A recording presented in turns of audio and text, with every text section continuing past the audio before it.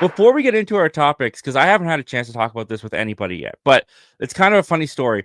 So my son was born on Friday, February 14th.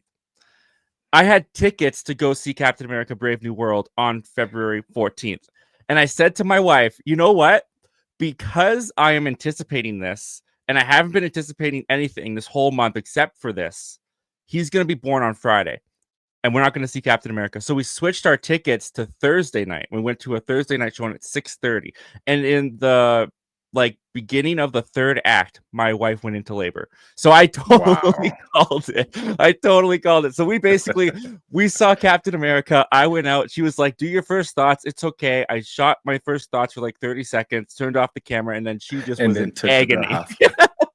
And then we just went. And then we just went and had a crazy time.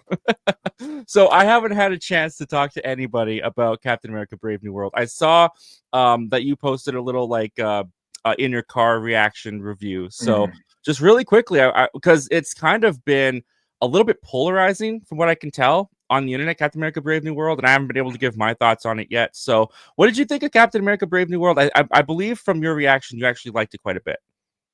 I liked it. I thought it was an okay movie. I gave it 3 out of 5 stars. It was not as bad as people made it out to be, but at the same time, I felt like there wasn't a lot of care put into the Captain America character in the movie. It was more of a Incredible Hulk film than it was more Harrison Ford film, I felt. And I felt that was a disservice to Anthony Mackie being his first Captain America.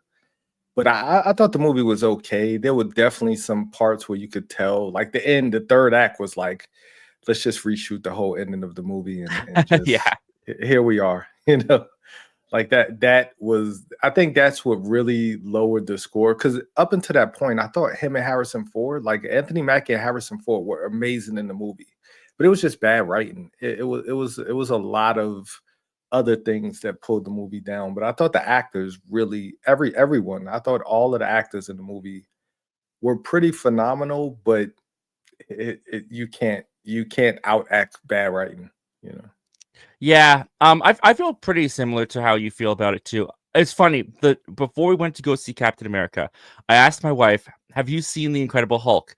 She said, "No, that's the only MCU movie I haven't seen because it didn't tie in anything and all that kind of stuff." So I said, "Well, I heard rumors. It could be nothing, but I heard rumors that this actually ties very much so into The Incredible Hulk.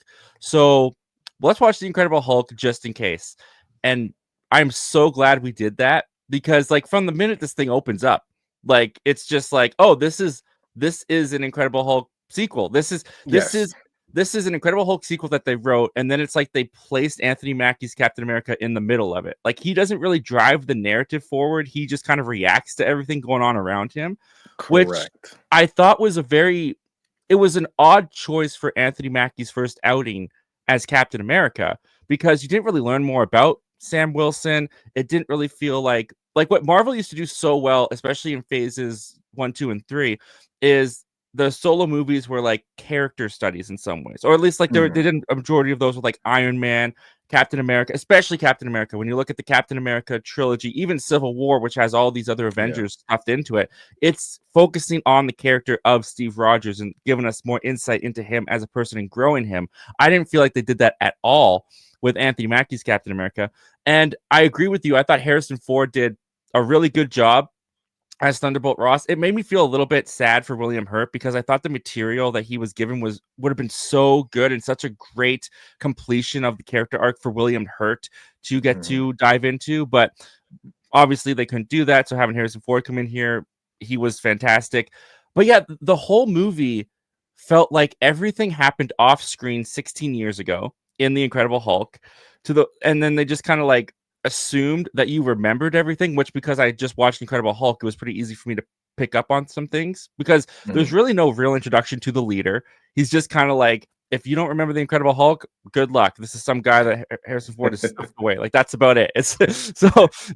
So for me, being a fanatic of the MCU and just loving that cohesiveness of the universe, I was like, this is cool. We haven't seen these characters in a little bit. We haven't seen a follow-up to Incredible Hulk. What's been going on with these characters since then?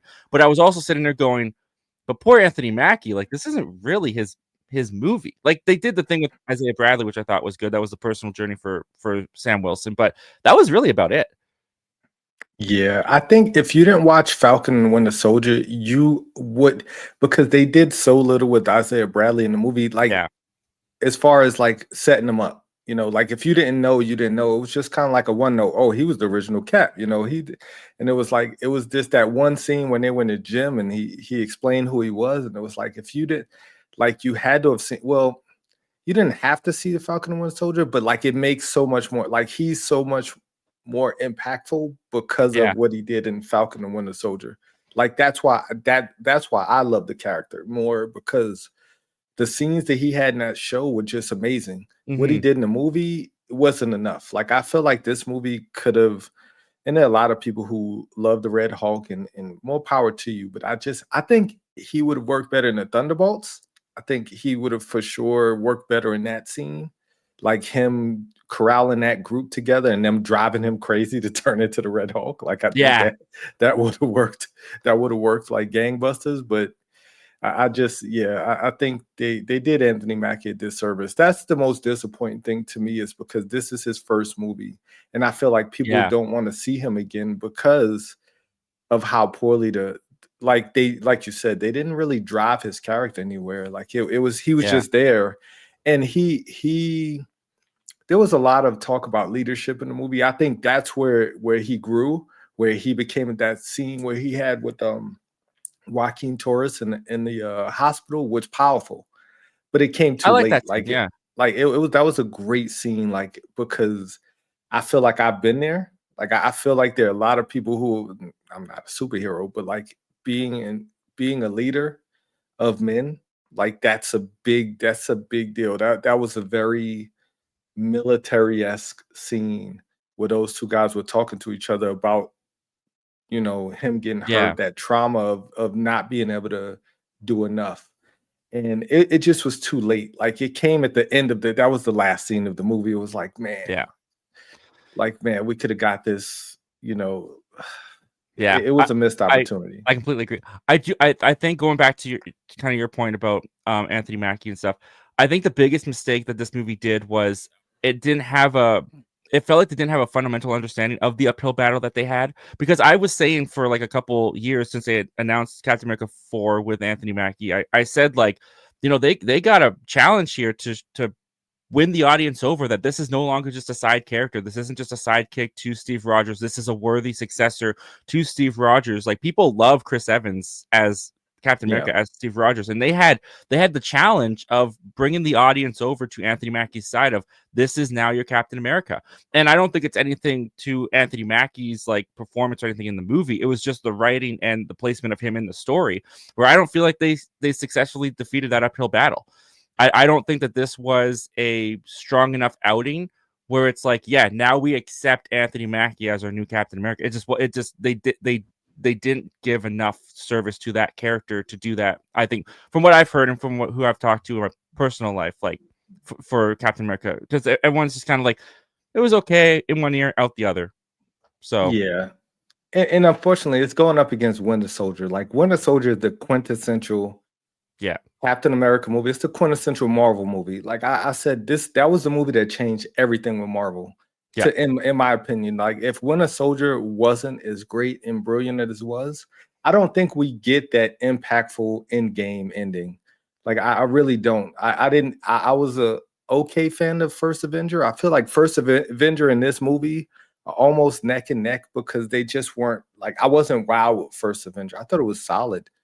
yeah, But like after Winter Soldier was like, whoa, like you learned so much about Cap. Like there was such this black and white and gray area in Winter Soldier that like you learned so much about the Captain America character, and you fell in love with it. I was the biggest. I hate Cap. I hated Captain America. I hated Cyclops. Those Dudley Do Right, the goody, right. Boy Scouts. true, yeah, the Boy Scouts, right? I love Superman, even though he's a Boy Scout, but like I didn't like those ultra Boy Scoutish characters, and that's what he was. But in Winter Soldier, he found the shades of gray, and he had to understand that the world isn't black and white, and they didn't give Anthony Mackie a moment like that in this movie. Yeah, They I felt like his character did progress. Like you saw him, like I could see after this movie him being the leader of the Avengers because he showed that he had leadership skills and the human aspect to corral a team and make sure that he put that team first after what happened to Falcon. But is everybody else gonna buy it? Like I looked into the layers. Like I saw things that I don't think the general public is really looking for in that movie. So unfortunately, I mean, we're gonna talk about the Avengers, but I don't know where he Yeah, places getting in there. this whole grand screen scheme of things, you know? Yeah, just didn't do enough. And like Yeah, in the end, I do recommend this movie. I think it's a solid recommend. I enjoyed yeah, it. I really like when you dive deeper into like knowing about the reshoots and knowing about all that. You can kind of see how they've kind of duct taped some of the story together and all that. But I did enjoy it. I had a good time. It just when Captain America, the trilogy, or the franchise of Captain America is your gold standard, like they didn't live up to that gold standard of the franchise. This just kind of felt in the same road as like Ant-Man and the Wasp to me, where it was enjoyable, but yeah. I'm not going to go back and rewatch that one all that much. So That's a yeah, great that is a great comparison. I could totally see that. You're 100% right.